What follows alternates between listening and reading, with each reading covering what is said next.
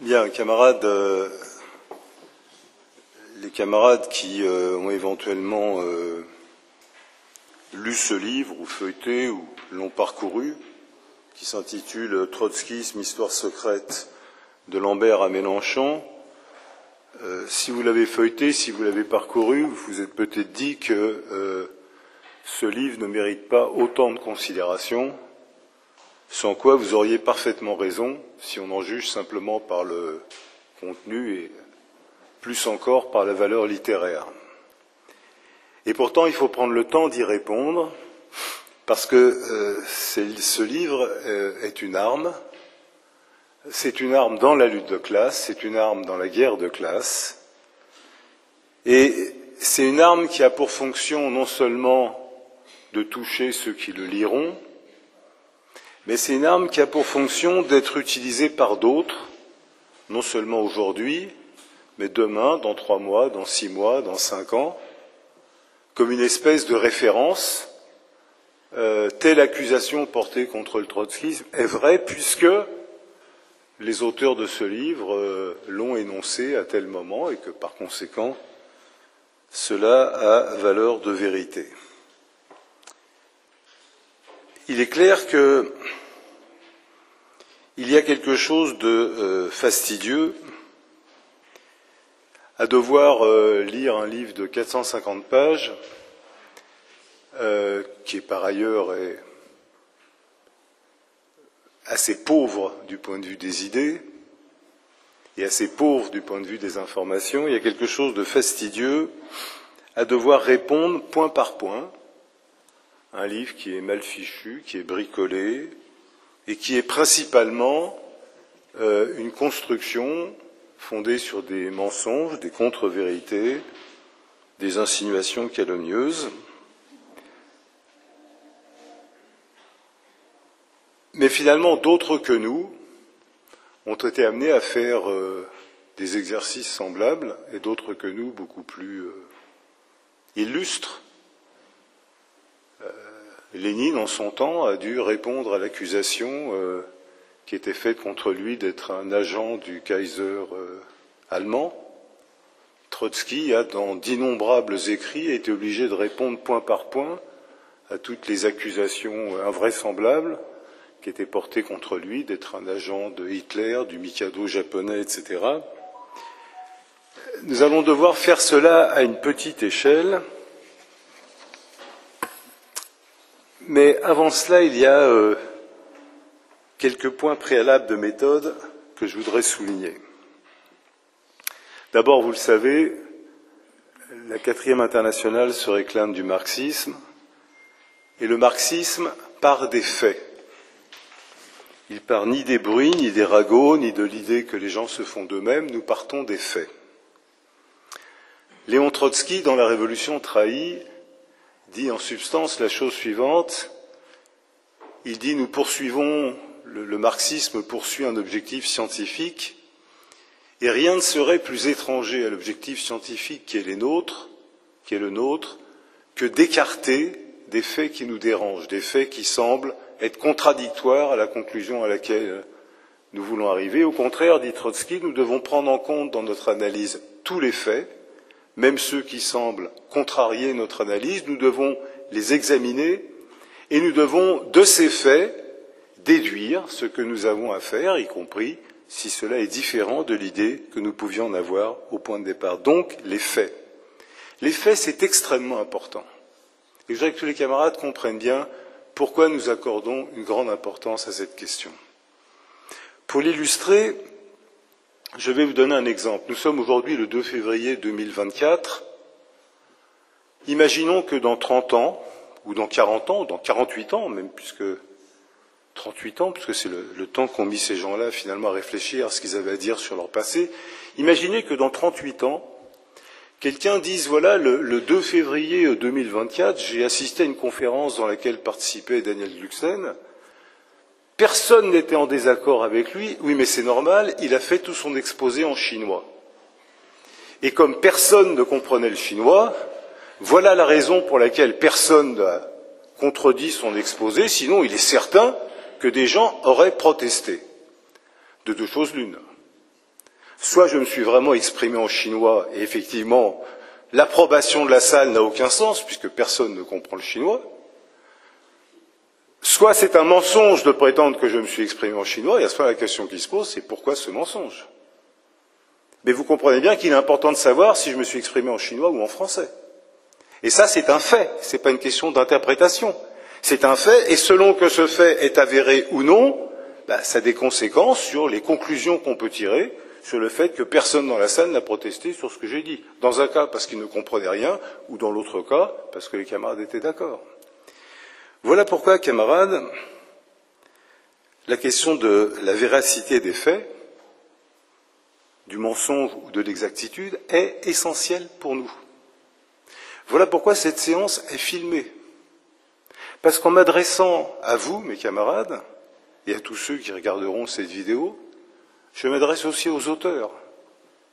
Je m'adresse à Laurent Mauduit, Denis Siffert, et je les mets au défi de prouver que ce qu'ils ont écrit n'est pas un mensonge.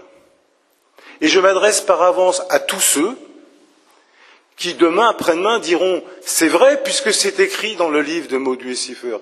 Non, c'est faux et nous allons le prouver. Il y a, avant d'entrer dans le vif du sujet, un deuxième fait qui est frappant. Ce livre, comme souvent les livres qui veulent donner l'impression d'être sérieux, publie en annexe toute la bibliographie sur laquelle ils se sont appuyés.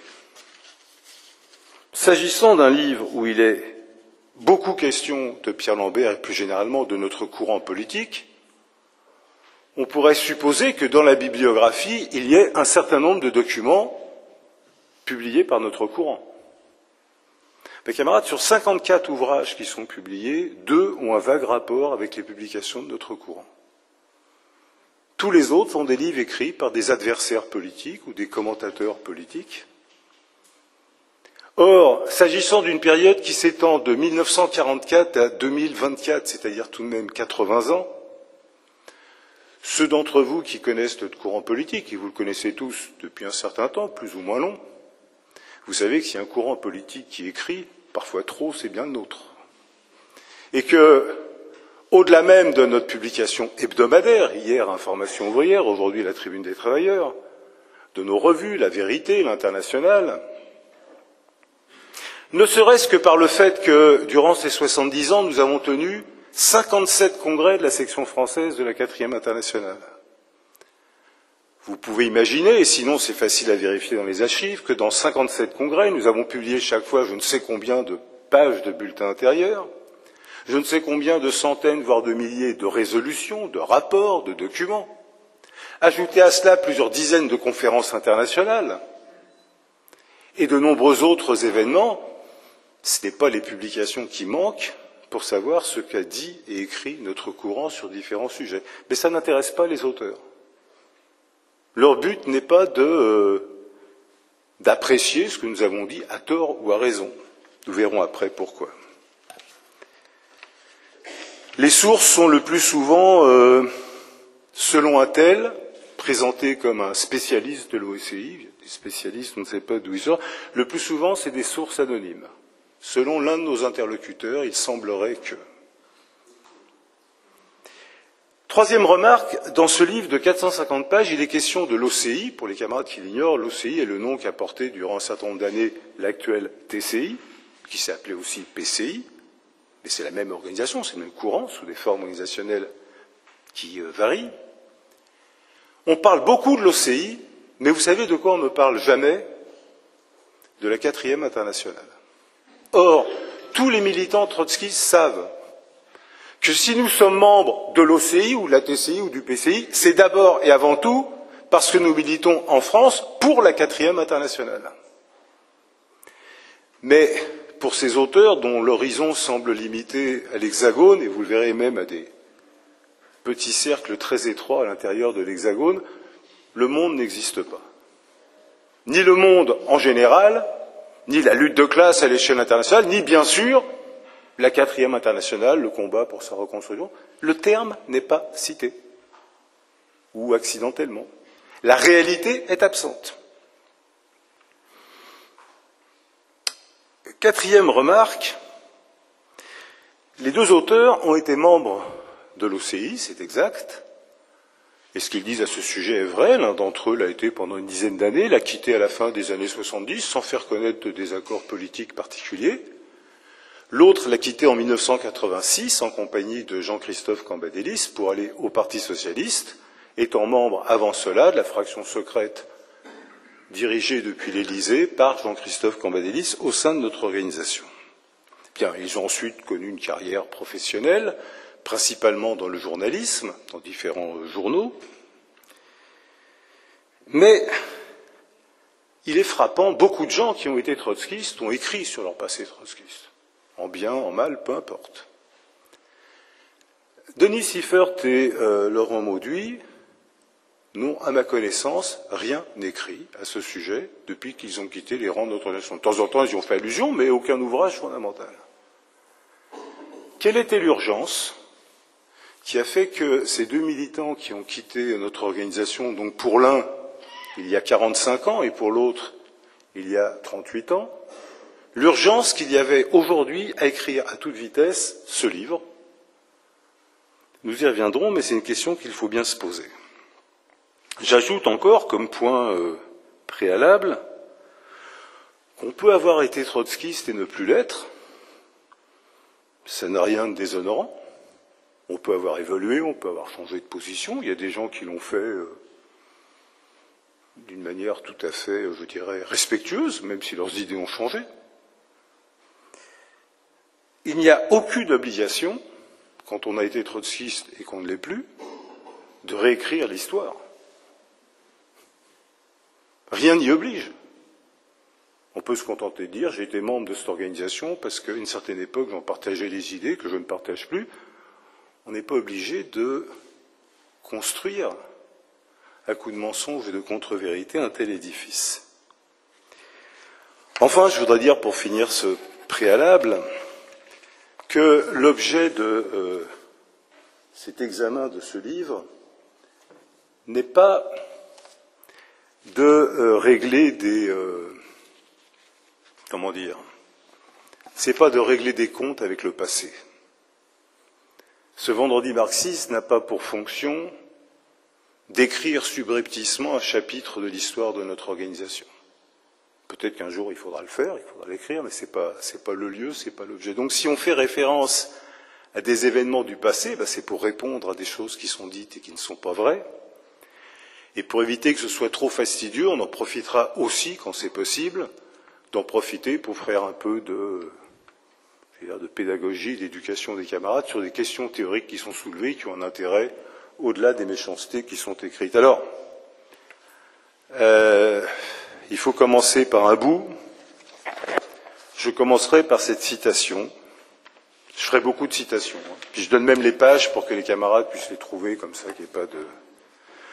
En page 13, on apprend que l'OCI a porté au poste de secrétaire général de Force ouvrière plusieurs des siens, dont Marc Blondel, Jean-Claude Mailly, Pascal Pavageau et pour finir Yves Verrier. Rien que ça, camarades. 4 secrétaires généraux de Force ouvrière, tous membres de l'OCI. On chercherait en vain dans les 450 pages une preuve de cette appartenance. Nulle part. Il y a des preuves que ces gens-là ont connu des militants de l'OCI, c'est sûr, c'est public, qu'ils se sont rencontrés, qu'ils ont parfois fait des choses ensemble, mais l'appartenance, c'est autre chose. Et vous, camarades qui êtes membres de la TCI, vous savez que l'appartenance, il ne suffit pas de croiser un militant trotskiste pour, par une espèce de contamination comme le Covid, pour attraper le trotskisme. C'est un peu plus compliqué. Mais ça va même plus loin. Roger Sandry, pour ceux d'entre vous qui ne connaissaient pas Roger Sandry était le numéro 2 de Force ouvrière à l'époque de Bergeron. Il était secrétaire à l'organisation. C'est un militant qui, dans sa jeunesse, avait été membre du Parti communiste, qui avait rompu avec le Parti communiste, qui était passé de la CGT à Force ouvrière, et qui était devenu le responsable à l'organisation de Force ouvrière, je dirais tendance réformiste de gauche, plutôt lutte de classe, bien, avec ses particularités. J'ai bien connu Roger Sandry.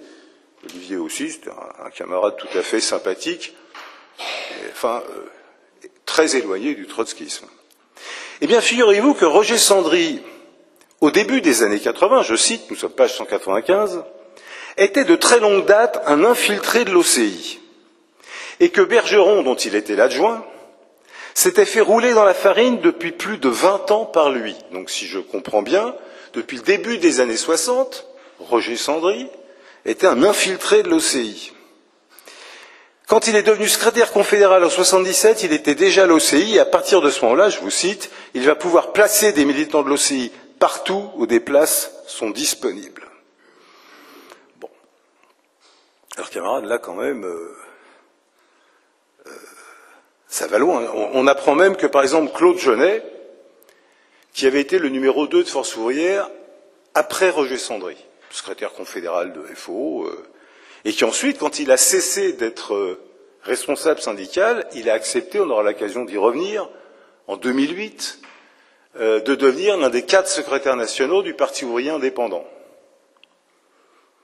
Cela devient, page 283, à propos d'une délégation du POI rencontrant Mélenchon, une délégation composée de 2 secrétaires nationaux, Daniel Gluckstein et Claude Genet, entre parenthèses, qui, après avoir longtemps officié au bureau confédéral de FO en cachant son appartenance, a finalement tombé le masque. Voilà comment on réécrit l'histoire. Claude Genet était un militant réformiste. Il était l'adjoint de Marc Blondel. C'est vrai que j'avais noué avec lui des relations cordiales, on discutait fraternellement, il était responsable syndical. Bon, quand il a pris la retraite, et qu'avec Gérard Chivardi, on a envisagé de constituer ce Parti ouvrier indépendant avec différents courants, je lui ai proposé d'être l'un des secrétaires nationaux du POI. Il a accepté après beaucoup d'hésitations.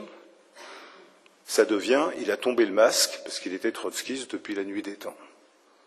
Là, on est dans le domaine des romans policiers. Il se trouve que, si on remonte l'histoire, les militants trotskistes que nous sommes, en de nombreuses circonstances, nous avons été amenés à nous opposer à l'orientation syndicale de Marc Blondel, de Jean-Claude Mailly, de Pascal Spageot, d'Yves Verrier, de Roger Sandry lui-même. On peut même rappeler, parce que ça a une certaine importance, que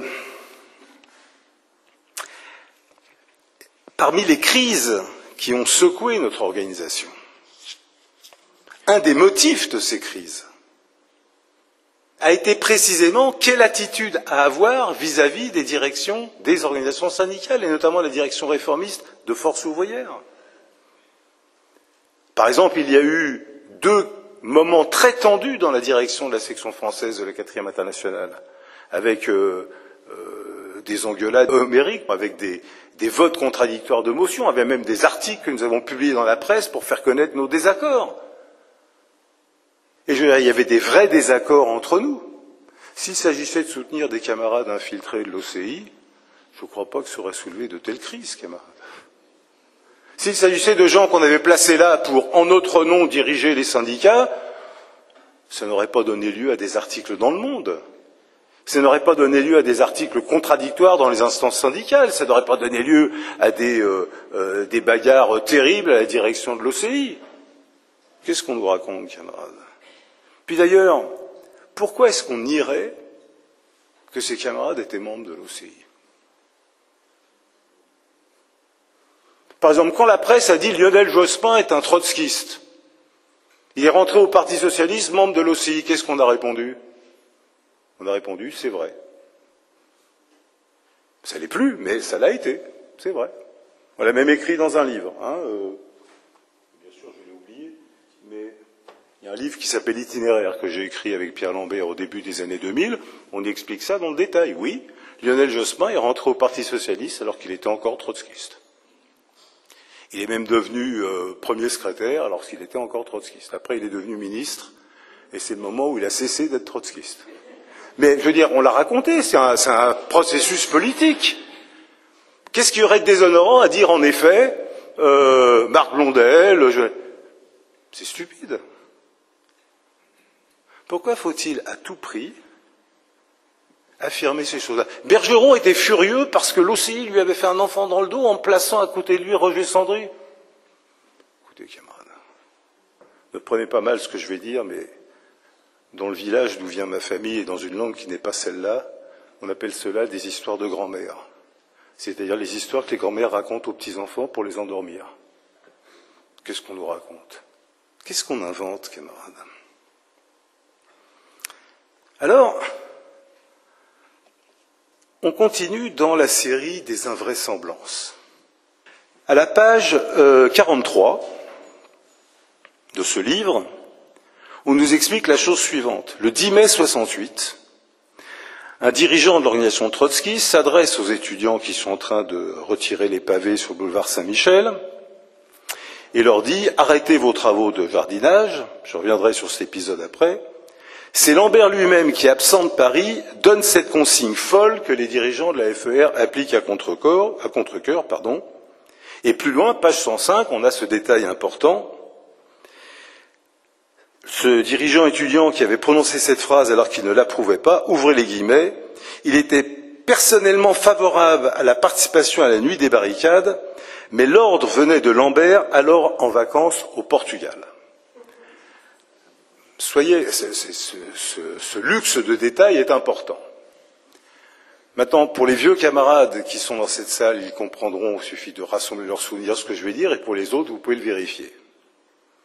D'abord, Lambert est en vacances au Portugal en 68. Je rappelle qu'en 68, le Portugal vivait une féroce dictature fasciste du dictateur Salazar. Les militants ouvriers étaient emprisonnés, pourchassés, torturés, assassinés. Il n'y avait aucun droit ouvrier. C'était par ailleurs un des pays les plus pauvres et les plus arriérés d'Europe. Personne n'allait en vacances au Portugal en 1968. Le seul tourisme, c'était celui de 1 million de malheureux Portugais qui venaient travailler en France pour échapper à la misère et à la dictature. Personne n'allait en vacances au Portugal. A fortiori un militant ouvrier. A fortiori Pierre Lambert, prenant ses vacances dans une dictature fasciste où on pourchassait les militants ouvriers. Deuxième remarque.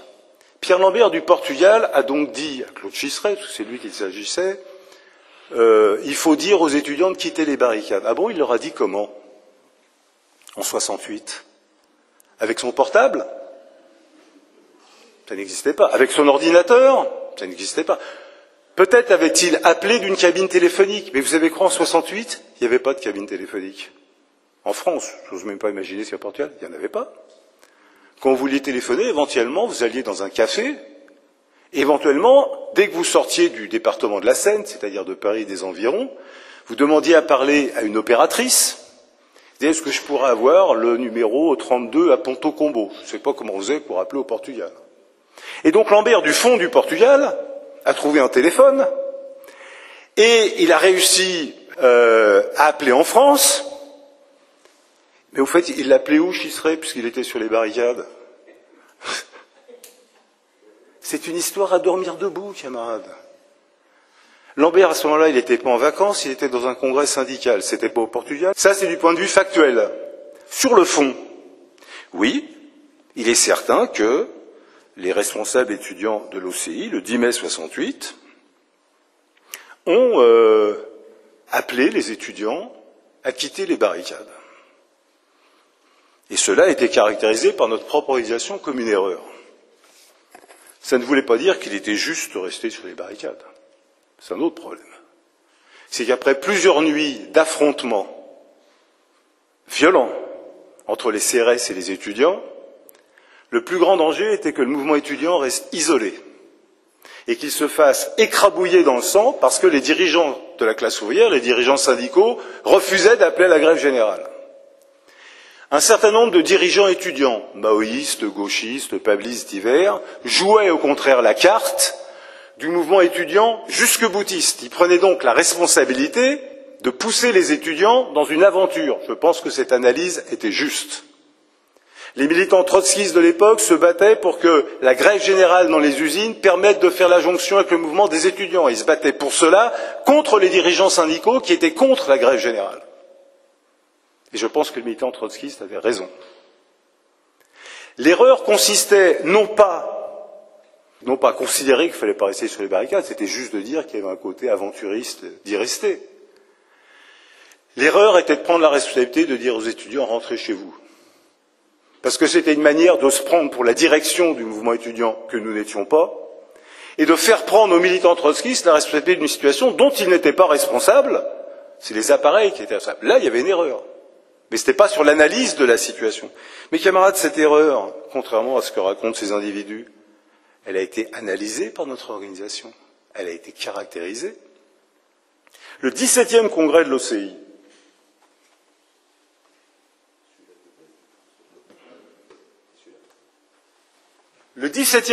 l'OCI, c'est-à-dire 2 ans plus tard, a consacré toute une discussion à dégager la signification de l'erreur commise le 10 mai 68.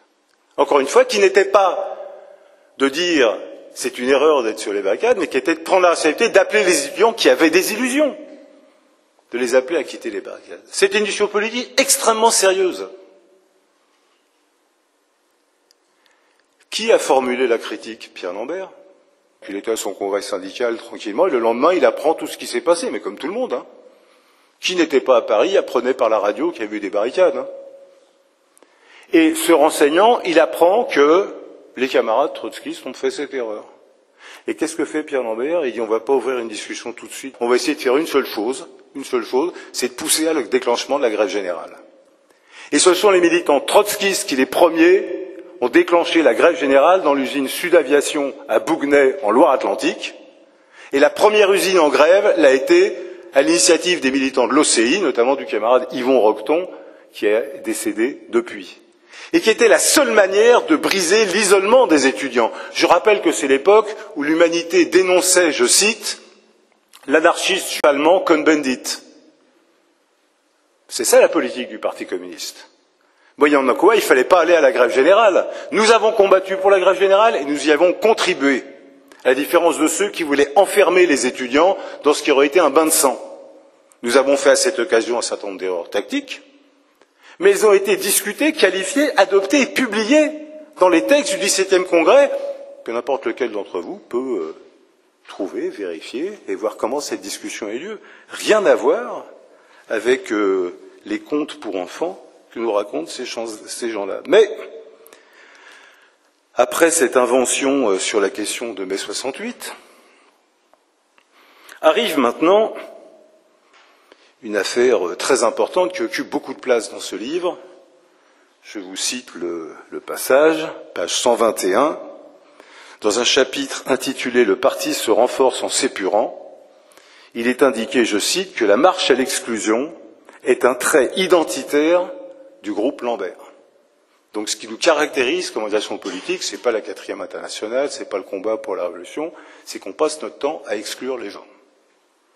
Au passage, je signale pour messieurs Mauduit et Siffert que la TCI qui s'est constituée en octobre 2015, comme toute organisation, elle a connu des ruptures, des camarades qui l'ont quitté, des camarades qui l'ont rejoint. Il aurait pu se faire qu'elle procède à des exclusions, mais enfin il se trouve qu'en plus de 8 ans, il n'y a pas eu une seule exclusion dans la TCI. Et pourtant, nous sommes lambertistes. Donc il doit y avoir quelque chose qui ne marche pas, puisque c'est un trait identitaire d'exclure les gens. Ça nous a échappé. Alors, on nous explique que l'OCI a passé son temps à exclure les gens. Et arrive une longue liste d'exclusions, effectivement, très impressionnante.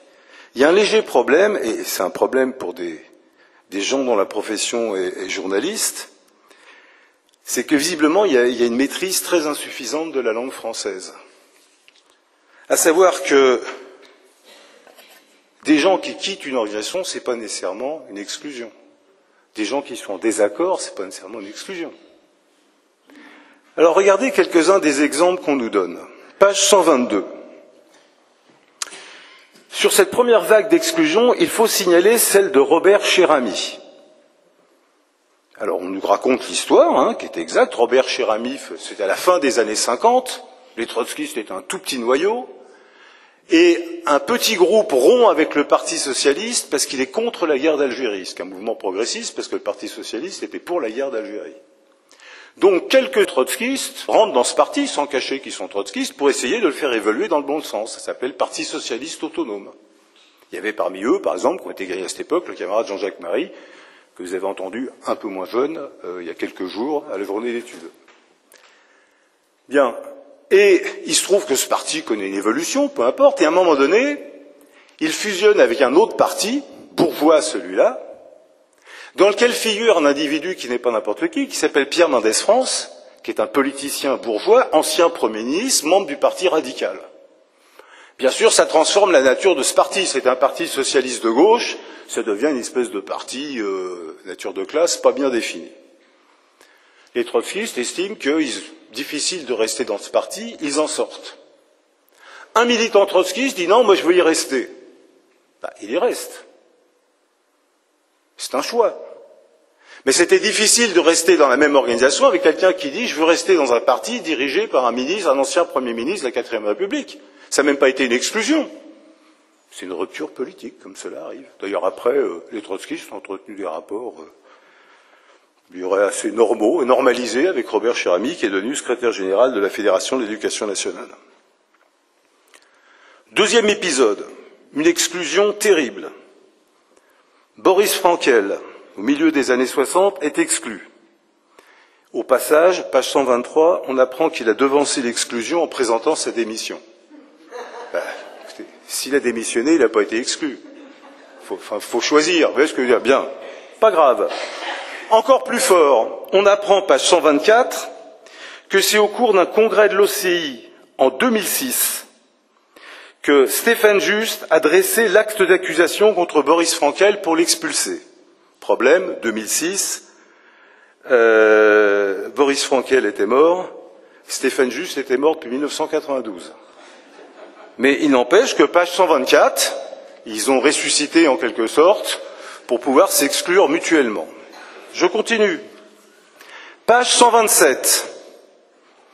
On nous parle du Parti ouvrier révolutionnaire de Bolivie qui, je cite, sera exclu quelques années plus tard. Le Parti ouvrier révolutionnaire de Bolivie n'a pas été exclu.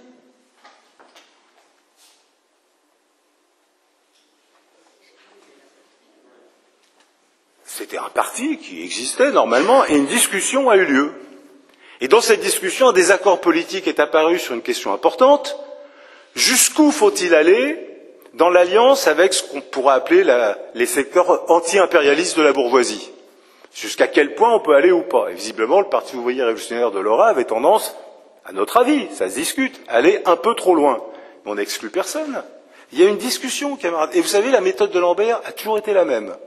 Quand il y avait un désaccord, il publiait tous les textes, à commencer par les textes des gens avec qui il était en désaccord.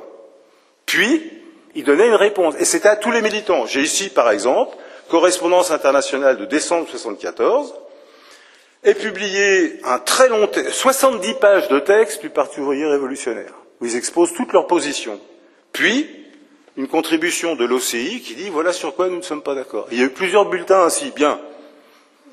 On ne s'est pas convaincu mutuellement, les routes ont divergé. Où est l'exclusion? Où est l'exclusion? Il y a des désaccords politiques, vous savez, une organisation politique, c'est vivant. Par moments, des gens se regroupent, par moments, ils se séparent. Bon, c'est comme les relations entre les êtres humains. Non, ça devient une exclusion. Encore plus cocasse, camarades. Page 128-129. L'OCI a exclu un groupe qui s'appelait Avant-Garde d'Israël. Et il cite quelqu'un qui était membre de ce groupe, qui dit, vous vous rendez compte? On voulait à tout prix nous imposer de faire, je cite, un parti palestinien avec une composante juive. Ça ne correspondait à rien. Eux, ils voulaient rester avant-garde d'Israël. Vous comprenez ce que ça veut dire d'être avant-garde d'Israël? C'est comme si il y avait une nation israélienne distincte du peuple palestinien. D'ailleurs, dans le texte, et pareil, on a tout publié sur ce qui se passe, etc. Des documents, j'ai ici toutes les brochures. Et en particulier, dans une conférence qui a lieu en juillet 1972 sur ce sujet, il y a vote sur une résolution. Et à la demande du groupe Avant-Garde d'Israël, un passage de la résolution est disjoint, parce qu'ils ne veulent pas la voter. C'est le passage qui dit « L'État israélien utilisé par l'impérialisme contre la Révolution est devenu l'instrument privilégié de l'oppression nationale et impérialiste au Proche-Orient, l'État sioniste ne peut subsister que comme comprador de l'impérialisme. Plus loin, il est écrit « Le mot d'ordre démocratique qui permet d'unir les travailleurs juifs et les travailleurs palestiniens, c'est l'Assemblée constituante palestinienne. » Tiens bien, ce groupe qui s'appelle l'Avant-Garde d'Israël dit « Nous ne voulons pas adopter cette résolution parce que, et je vous cite le passage, les divergences sur ces questions, sur la question nationale israélienne, constituent une question mineure à l'échelle des questions internationales. » Camarades, quand vous militez dans un pays qui s'appelle Israël, qui n'existe que par et pour l'oppression du peuple palestinien, et que vous dites que cette question est une question mineure, mais que la question de savoir s'il faut une constituante palestinienne, s'il faut être dans un même parti entre arabes et juifs, est une question tellement secondaire qu'on veut rester uniquement entre juifs, c'est pas une question mineure. Et à juste titre, notre organisation a dit qu'il y a là une déviation de type sioniste, qui sépare le sort des habitants d'Israël du reste de la région. Et nous nous sommes séparés, je ne dirais pas bons amis, mais nous sommes séparés, encore que certains dirigeants du groupe Avant-Garde d'Israël, de qui nous sommes séparés à cette époque, sont ensuite revenus au Corki et travaillent avec nous aujourd'hui, y compris, bien que tout le temps est passé, dans le cadre du comité pour la reconstitution de la 4e Israël. Il y a des désaccords politiques, tout a été publié dans des bulletins. Pourquoi est-ce que ces individus veulent à tout prix prétendre que tout est affaire de police, tout est affaire d'exclusion? Alors, ensuite, ils ont été très émus par les conditions de l'exclusion d'Alexis Corbière et de ses amis en 1992, si je ne m'abuse. Écoutez, camarades, il n'y a pas de quoi être ému. Ils racontent eux-mêmes l'affaire. Alexis Corbière et ses amis avaient constitué un groupe secret, c'est eux qui le racontent dans le livre, page 145, un groupe secret qui utilisait en douce l'imprimerie du parti pour publier des documents qui n'avaient rien à voir avec le parti et qu'ils diffusaient ailleurs au nom du parti. Bien, c'est quand même un peu étrange. Il y a donc eu une conférence où on leur a demandé de dire qu'il fallait arrêter ces choses-là, que peut-être il fallait respecter la discipline du parti. Ils ont refusé. Donc là, effectivement, oui, ils ont été exclus. C'est quand même la moindre des choses pour une organisation de veiller à ce que son imprimerie serve l'organisation et pas autre chose. Ça donne, page 339, cela se passe toujours comme ça à l'OCI, interdit de critiquer le chef autoproclamé, toujours ce refus de reconnaître ses erreurs, ce sentiment de tenir le siège contre le monde, c'est le lambertisme qui dit ne jamais reculer. Alors écoutez, camarades, là, je veux dire que je suis assez étonné. Il est même dit la chose suivante. Il est dit la chose suivante, voilà, oui. Le propre du lambertisme, c'est 1. Ne jamais reconnaître ses erreurs. 2. Lambert, sa formule favorite était ne jamais reculer. Alors là, je me permettrai de faire appel à un souvenir personnel. Les camarades le savent. J'ai travaillé quotidiennement avec le camarade Pierre Lambert pendant 25 ans. Quand je dis quotidiennement, ça veut dire tous les jours. Et pas une fois par jour, mais plein de fois par jour. Je n'ai pas entendu une seule fois Lambert utiliser la formule ne jamais reculer. Je l'ai entendu plein de fois utiliser la formule si ça continue, il va falloir reculer, ce qui est l'inverse. C'est-à-dire, si on n'est pas capable de faire ce qu'on décide, va falloir réduire un peu nos ambitions. Ne jamais reculer, c'est l'inverse. Lambert était obsédé par l'idée que les circonstances pouvaient au contraire nous obliger à reculer. Quant à dire que Lambert ne reconnaissait jamais ses erreurs, écoutez, camarades, il y a une brochure que je recommande à la lecture de tous les camarades qui s'appelle « Quelques enseignements de notre histoire », qui n'a pas été écrite par Lambert, mais par une commission de camarades que Lambert a animée, et qui tire les leçons de l'histoire de la section française de 1944 à 1970. Moi, quand j'ai lu cette brochure, à l'époque, j'étais un jeune militant de la Ligue communiste, pas du tout convaincu par les positions de l'OCI. J'étais stupéfait de la franchise avec laquelle les auteurs de cette brochure tirent un bilan critique de toute l'activité de l'organisation trotskiste depuis 25 ans. Tout est passé au crible. Les erreurs de 44, les erreurs de 47, les erreurs de 53, les erreurs sur la guerre d'Algérie. Tiens, sur la guerre d'Algérie, l'analyse sur le peuple algérien comme étant un peuple classe, une invention théorique du camarade Lambert lui-même. C'est lui qui a formulé cette position erronée, qui nous a amené d'ailleurs à ne pas avoir une politique indépendante de construction du Parti révolutionnaire en Algérie, parce qu'en fait, on faisait confiance à Messali Hadj et au MNA pour construire le Parti révolutionnaire. C'est lui aussi qui en a formulé la critique, incapable de reconnaître ses erreurs. Ben, camarades, c'est l'inverse.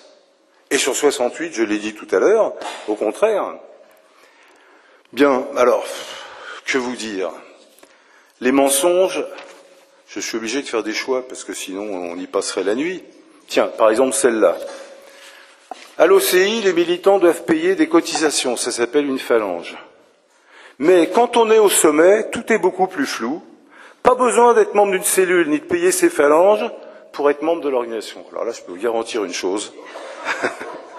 Je peux vous garantir une chose. Je n'ai jamais vu un seul militant, tout petit ou très grand, militant de base ou grand chef syndical ou ce que vous voulez, pouvoir échapper à la case paiement des cotisations. Jamais. Bon, eh ben, n'empêche que c'est écrit ici. Il est écrit aussi la chose suivante. Dans les années 80, page 201, les militants rejoignent la Fédération de l'éducation, de la culture, de la formation professionnelle Force ouvrière, c'est vrai, mais ce ne sera qu'une étape. 10 ans plus tard, les lambertistes rejoignent la Fédération syndicale unitaire. Alors il y a ici des camarades dans la salle qui, je crois, sont syndiqués à l'enseignement Force ouvrière. Eh bien, vous ne le savez pas, mais depuis le début des années 90, en fait, vous êtes membre de la FSU. Voilà, c'est écrit. Bah, si c'est écrit, c'est que c'est vrai. C'est écrit que vous avez rejoint Force ouvrière dans les années 83-84, et 10 ans plus tard, vous avez rejoint la FSU, page 201. Si c'est écrit, c'est que c'est vrai. Hein. On peut pas, là, c'est parole d'évangile. Hein. Alors, dans la même série, page 202. En 1981, les portes de l'Élysée mitterrandien se sont miraculeusement ouvertes à Lambert, virgule, selon certaines de nos sources. Bien. Alors là, selon certaines de nos sources, on peut tout inventer. Hein. Je me rappelle très bien des messages envoyés par Mitterrand à Lambert pour lui dire « je voudrais vous rencontrer ». L'intermédiaire s'appelait Jean-Christophe Cambadélis, qui à l'époque était membre de notre organisation, et comme il était président de l'UNEF, il était normal comme président de l'UNEF qu'il ait des rapports avec les autorités. Et Mitterrand, qui était tout sauf un imbécile, s'est dit « tiens, je peux peut-être attirer ces trotskistes dans mon escarcelle, donc je voudrais bien rencontrer Lambert ». Et Cambadélis a transmis le message, je me rappelle très bien, c'était une réunion du bureau politique, et Lambert était perplexe, il dit « bon, s'il y avait du point de vue des intérêts des travailleurs quelque chose à gagner à cette rencontre, j'irais. Mais est-ce que quelqu'un ici peut me dire s'il y a une raison quelconque qui justifierait que j'y aille? Franchement, personne n'a trouvé la moindre raison. Bon, comme Lambert lui-même était déjà enclin à pas y aller, là, il n'est pas très ouvert à Mitterrand. Il a dit bon, bah Jean-Christophe, tu vas continuer à entretenir les relations, puis si un jour on pense que c'est utile de rencontrer Mitterrand, on le fera. Et pour ces raisons, il n'a jamais rencontré Mitterrand. Mais ça devient, selon certaines de nos sources, dès 80, il s'est précipité à l'Élysée. Dans le même ordre d'idées, je vous conseille la page 209. Là, le style jésuitique est important. Il n'existe pas d'indice suggérant que Pierre Lambert est lui-même franc-maçon. Mais, par ses liens innombrables avec Force ouvrière, il a constamment croisé sur sa route cet univers et vécu en osmose avec lui. Et la preuve, il a donné une conférence le 10 février 2007 au Grand Orient. Alors, bon, outre que la conférence n'était pas le 10 février 2007, mais on n'est pas à une approximation près. Par ailleurs, le fait de donner une conférence au Grand Orient, c'est ouvert à n'importe qui, enfin pas n'importe qui, mais des tas de gens qui ne sont pas francs-maçons. Mais j'attire votre attention sur l'argument. Comme il était à Force ouvrière, et qu'il y a des tas de gens à Force ouvrière qui sont francs-maçons, il a donc croisé sur sa route cet univers. Mes camarades, je crois que beaucoup de camarades ici, vous avez croisé l'univers de la franc-maçonnerie aussi. Hein. Je vois des camarades ici, je suis sûr que vous êtes allés dans des congrès syndicaux. Et dans les congrès syndicaux, il y avait plein de francs-maçons. Est-ce que vous n'auriez pas vécu en osmose avec la franc-maçonnerie? C'est grave, hein. Vous savez, c'est l'histoire qu'on raconte, c'est l'homme qui a vu l'homme, qui a vu l'homme, qui a vu l'ours. Bon, tout le monde ici connaît quelqu'un qui est franc-maçon, ou qui lui-même connaît un franc-maçon, qui l'a... Attention, c'est comme le reste. Contamination immédiate. Il n'est pas dit que Lambert est franc-maçon. Mais selon certaines sources, alors vous savez, selon certaines sources, vous pouvez faire dire tout ce que vous voulez à tout le monde. Alors, oui, bon, je passe. Tout le monde sait que depuis Marc Blondel, je cite, la Confédération de Force ouvrière est tombée dans l'escarcelle de l'OCI. Camarades, alors là, c'est une conception, comment dire, tout à fait exceptionnelle. Et puis, dans la série des histoires racontées par les grands-mères pour endormir leurs enfants, il y a l'histoire de ce qu'ils appellent les retrouvailles entre les lambertistes et Mélenchon. Vous savez que Mélenchon a été membre de notre nation pendant exactement 3 ans au début des années 70. Il a été membre pendant 30 ans du Parti socialiste. Mais la seule chose qui compte, c'est les 3 ans qu'il a passé dans notre organisation. Bien. Et on nous raconte une histoire formidable. D'abord, les retrouvailles ont commencé aux obsèques de Pierre Lambert. Écoutez, Pierre Lambert est un personnage public. Il y a ses obsèques, par définition, des tas de gens sont là pour lui rendre hommage. Pour n'importe qui, c'est normal. Pour Lambert, c'est un signe. Il y avait Jean-Claude Mailly, Marc Blondel, André Bergeron, il y avait même aussi Mélenchon. Vous vous rendez compte, il y avait Mélenchon, alors là, c'est la preuve que, etc. Et comme il y avait Mélenchon, donc on nous raconte une histoire terrible, dont ce qui en sort, c'est Mélenchon ne s'est jamais éloigné du lambertisme. Alors écoutez, comment dire, si les auteurs avaient vraiment voulu savoir ce qui s'est passé, Mélenchon est un militant avec pas beaucoup de responsabilités, un militant de province. Il estimait qu'il voulait faire carrière au Parti socialiste, il l'a faite. Et puis à un moment donné, quand il y avait la campagne contre la division, les dirigeants du Parti socialiste ont dit « Tiens, ça serait bien que quelqu'un puisse avoir un contact avec les trotskistes ». C'est Mélenchon qui a été désigné. Je vous parle de ça à la fin des années 70. Et il a effectivement quelquefois rencontré l'un des dirigeants de l'OCI, pas Pierre Lambert, pas moi, j'ai rencontré Mélenchon beaucoup plus tard. Et puis c'est tout. Puis ensuite il a vécu sa vie. Il n'y a plus de rapport. Il est devenu sénateur, il est devenu ministre. On a fait des manifs contre sa réforme de l'enseignement professionnel, qui était une réforme de privatisation de l'enseignement technique et professionnel. Et puis effectivement, au début des années 2008, je crois, quand il a rompu avec le Parti socialiste, il a demandé indirectement avoir un contact avec eux. Vous savez qui est-ce qui a rencontré le premier, le groupe de Mélenchon? C'est moi. Et qui est-ce que j'ai rencontré? Corbière.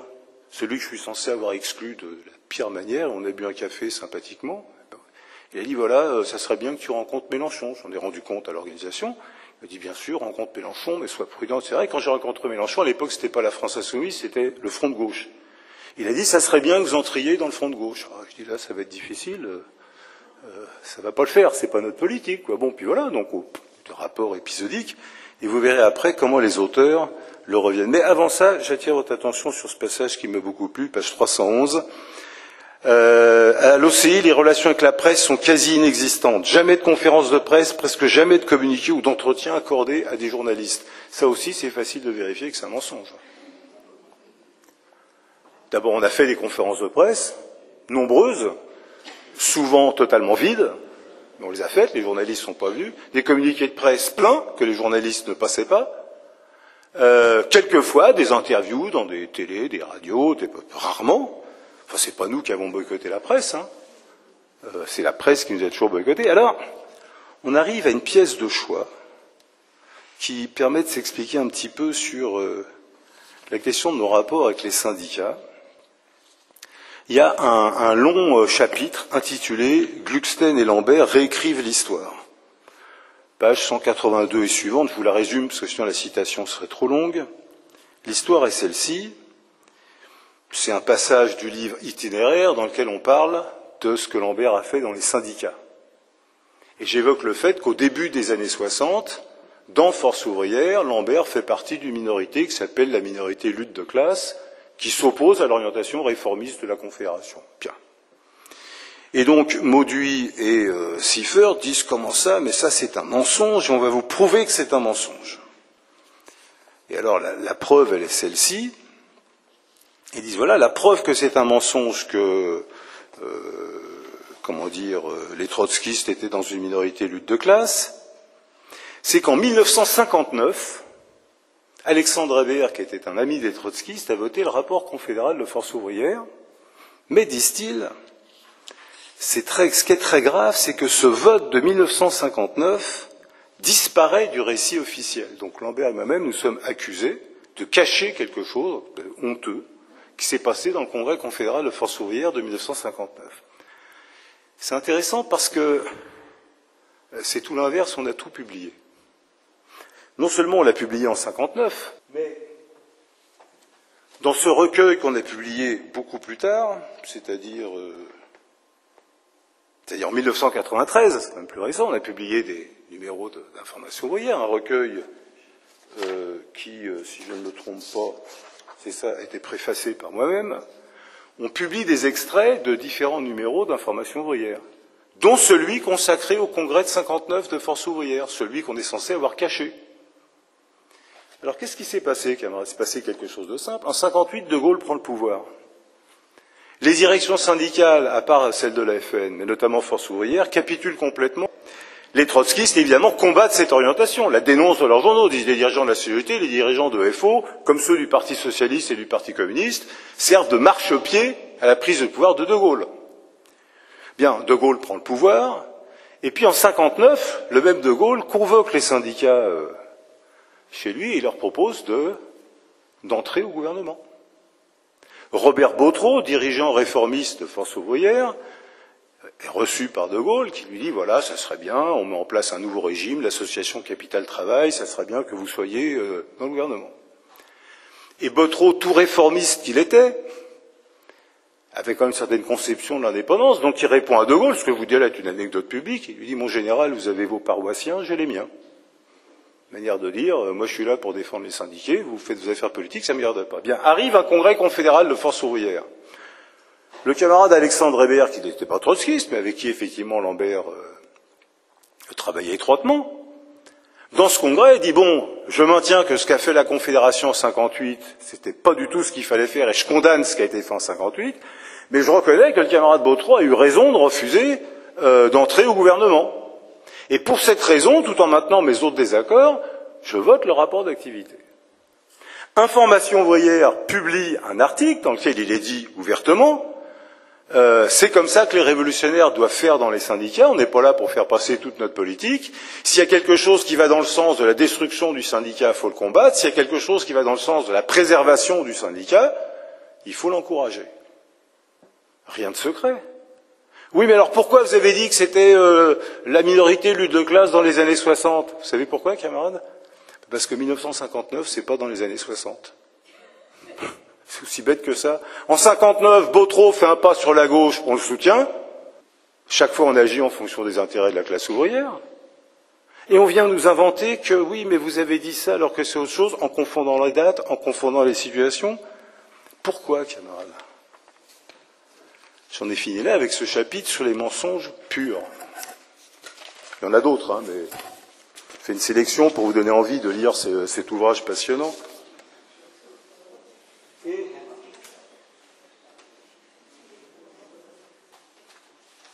Mais ne croyez pas que vous en avez fini. Je passe au chapitre mensonges par omission et par insinuation. Il y a plusieurs manières de mentir. Alors là, nous avons ce mensonge extraordinaire à propos d'un camarade dont je vais dire quelques mots, qui s'appelait Henri Molinier, qui a commis un certain nombre d'erreurs en 1940, mais dont il est dit ensuite, page 64, on soupçonnera, retenez bien le on, très important le on soupçonnera plus tard Lambert d'avoir imité Molinier dont il était proche. Il semble, en vérité, que ce ne soit pas le cas. Donc on soupçonnera, il semble que ce soit. Quelle est l'histoire? 1940, la débâcle. Les organisations ouvrières sont dissoutes, interdites. Les militants pourchassés. Le camarade Lambert, qui a 20 ans, fait partie des militants trotskistes qui sont condamnés pour avoir continué l'activité politique, comme des tas de militants ouvriers. Il s'évade dans le cadre de la débâcle, je passe. Honnêtement, je crois que l'organisation trotskiste, au milieu de 1940 ou fin 40, c'était des militants qui, chacun dans son coin, essayaient de savoir ce qu'il fallait faire.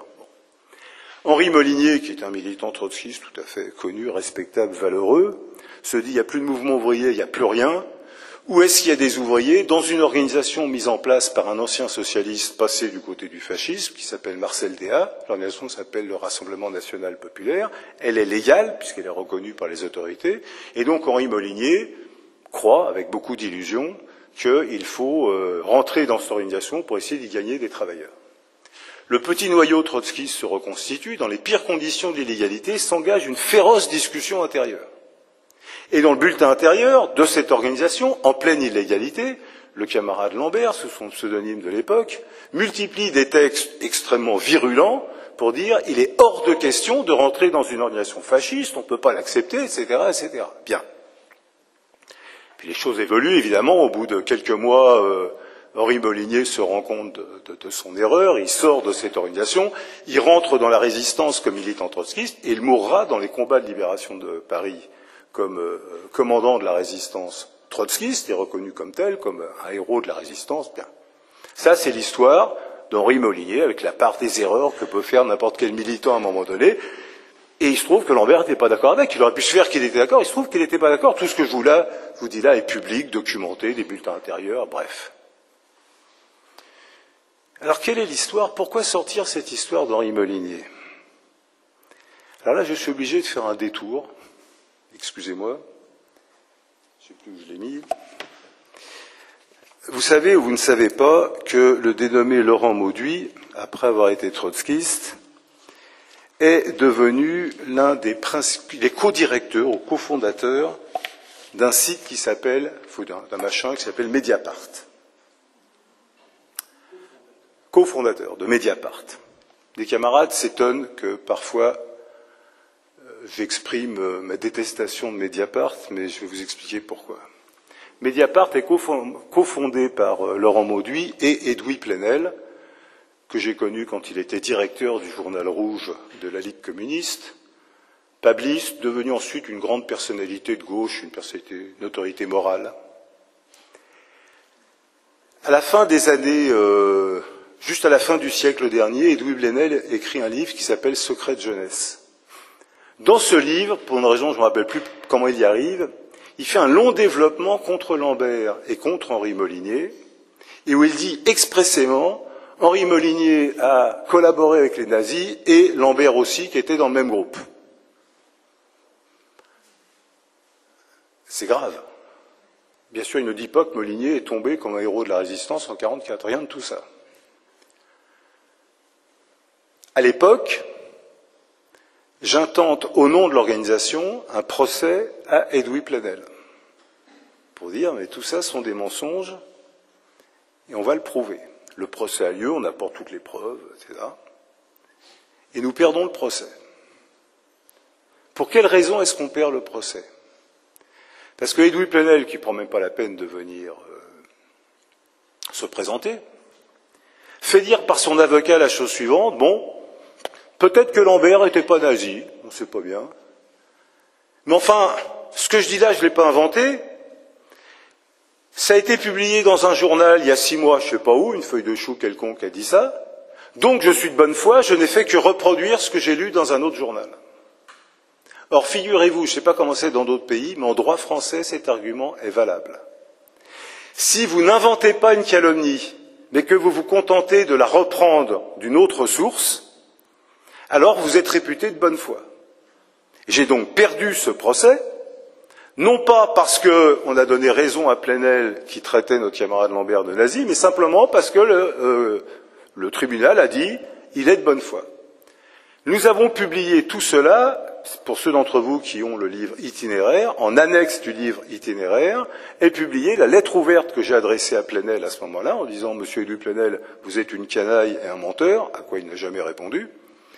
Et je raconte toute l'histoire dans le détail. Et bien sûr, après Plenel, d'autres gens ont repris. Bien sûr, c'est évident, Lambert a collaboré avec les nazis, puisque Plenel le dit. Mais vous comprenez pourquoi on s'intéresse au livre qui est là, hein? Parce que demain, d'autres vont dire, puisque Mauduit et Sieffert l'ont dit, donc on a le droit de le dire aussi. Avant d'écrire son livre, Laurent Mauduit m'a téléphoné. Il y a quelques mois. Il avait demandé à un camarade à nous s'il pouvait m'appeler. Je n'ai pas de problème. Vous vous rendez compte, il m'a appelé donc en 2023, je n'avais pas entendu le son de sa voix depuis 1986. Il m'appelle comme si c'était hier, allô, comment vas-tu, tout va bien, voilà.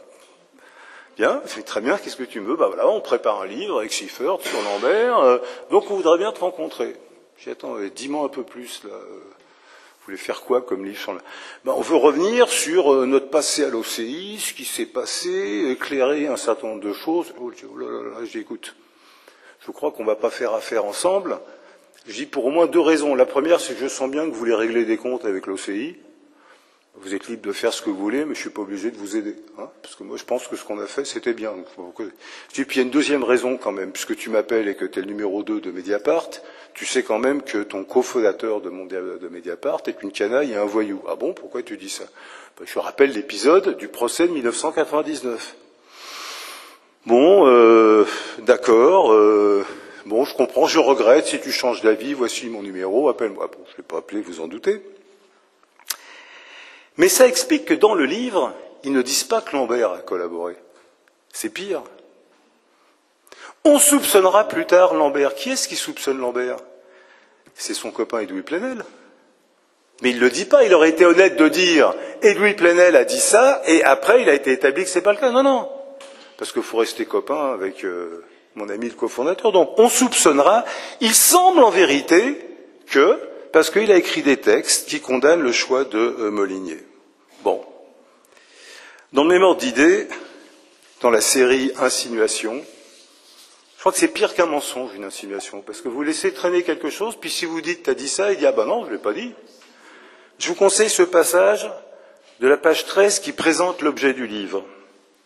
C'est l'histoire d'une famille politique, c'est de nous qu'on parle, hein. C'est l'histoire d'une famille politique qui croise en permanence la grande histoire, celle de la guerre froide, de la renaissance du syndicalisme après 1945, des bouleversements géopolitiques qui ont suivi la chute du mur de Berlin. Hein.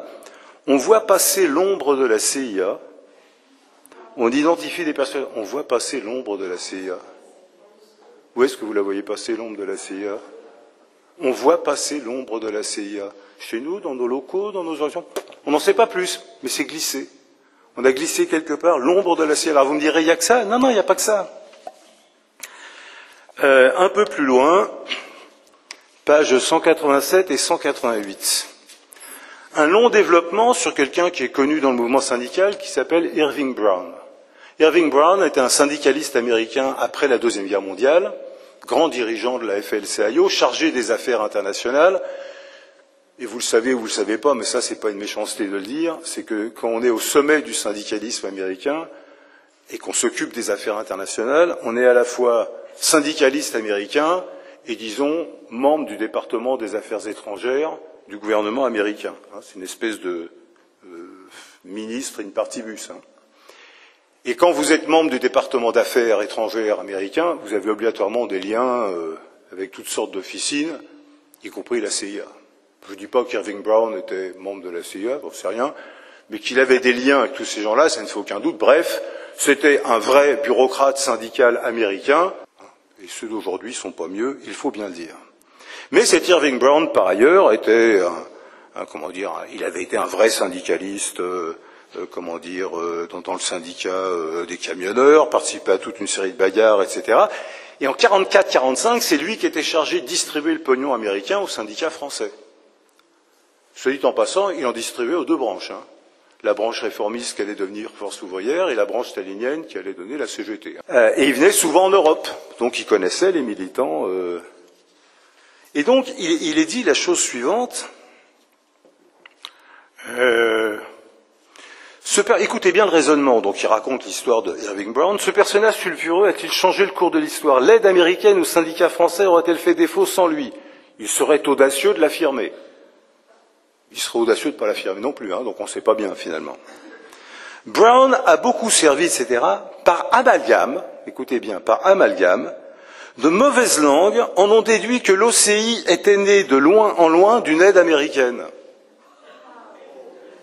Vous avez bien retenu le Irving Brown donne de l'argent aux syndicats, donc des mauvaises langues ont dit, donc il a aidé l'OCI, écoutez camarades. Alors, il y en a malheureusement pas beaucoup parmi nous, mais pour les camarades qui ont vécu, je suis même pas sûr qu'il y en a un seul encore parmi nous. Pour les camarades qui ont vécu ce qu'on pourrait appeler la traversée du désert du trotskisme en France, disons dans les années 50 jusqu'au début des années 50. Moi, je sais ce que Lambert nous en a raconté, que c'était une organisation exsangue financièrement, ruinée, que Lambert était menacé de saisie tous les 4 matins parce que la facture de l'imprimerie n'était pas payée. S'il y avait eu le pognon des syndicats américains, je pense que les choses auraient été légèrement différentes. C'est même à cette époque que Lambert, quand il y a eu le coup d'État de 58, a inventé cette théorie de maintenant on arrête tout, je sortirai une feuille renéotypée et celui qui veut me lire, il paiera, et quand on sera capable de publier 2 feuilles, on publiera 2 feuilles, et un jour un journal imprimé, mais j'arrête de publier des journaux qu'on n'a pas les moyens de payer, parce que c'est une logique et financière et politique qui n'est pas juste. Ça vous donne, on ne sait pas bien jusqu'à quel point les syndicats américains ont financé l'OCI. Je vous laisse. Alors, il y a par ailleurs dedans une somme de saloperies contre Pierre Lambert que je n'ose même pas toutes vous citer. Je vous cite simplement les plus, les plus douces. Lambert avait une sorte de charisme insidieux, ni brillant intellectuellement, ni impressionnant. Un minable, quoi. Il bredouillait, avec un accent de parigot, des phrases pas toujours très claires. On aurait pu croire à un propos d'ivrogne, mais Lambert buvait peu. Mais il parlait quand même comme un ivrogne. D'accord ? À un autre moment, il y a écrit « Lambert écrivait peu ». Alors, écoutez, camarades, pour qui a travaillé avec Lambert, non seulement il écrivait pas peu, des fois il écrivait trop même, faut dire la vérité. Non, mais il écrivait peu, avec son accent d'ivrogne et son parler parigot qui faisait qu'on comprenait rien. On a un certain nombre de camarades ici. Alors après, il y a des histoires invraisemblables. Par exemple, il y a une histoire à un moment donné dans l'OCI où un militant a détourné de l'argent. Il l'a reconnu, il l'a remboursé, peu importe tout ça. Et 45 ans après cette affaire, donc c'est vieux, d'un seul coup, ce militant aurait confié aux auteurs du livre qu'en fait, il n'avait pas du tout détourné de l'argent, il avait prêté de l'argent à Lambert pour une histoire personnelle assez sordide dans laquelle je ne rentre pas. Écoutez, camarades, moi, si j'avais été exclu de l'OCI, accusé faussement d'avoir piqué de l'argent, bon, et que pour des tas de raisons, je veux rien dire, etc., supposons, et que je sais que c'est injuste, j'attends pas 45 ans pour dire, en fait, c'est parce que j'avais prêté de l'argent à Lambert. Vous voyez ce que je veux dire? C'est une histoire de fou. Personne ne peut croire ça. Eh bien, c'est écrit noir sur blanc. Voilà, en fait, j'ai jamais piqué de l'argent, j'ai prêté de l'argent à Pierre Lambert. Bien. Alors, ça fait beaucoup tout ça. Vous voyez ce que je veux dire? Ça fait quand même beaucoup de choses. Et à ce sujet, je note que, à la différence de ma réponse à moi, Dan Moutot et Daniel Chapira ont rencontré les auteurs. Et que, à plusieurs reprises dans le livre, il est dit, bon, ces informations, on les a eues par Chapira et Moutot, etc. Chacun est libre de ce qu'il fait. Pour les camarades qui l'ignorent, Chapira et Moutot sont donc 2 des dirigeants actuels du CCI.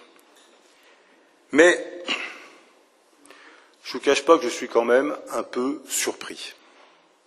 Je suis surpris parce que ce livre, au-delà de l'aspect politique, qui est pourri, il a aussi un aspect pourri contre Pierre Lambert.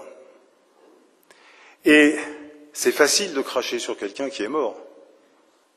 Et pour qui a connu Chapira et Moutot, et c'est mon cas, et je les ai même beaucoup pratiqués, un peu trop à mon goût, Dan Moutot en particulier a toujours fait profession d'être le meilleur défenseur de Pierre Lambert, d'en être proche.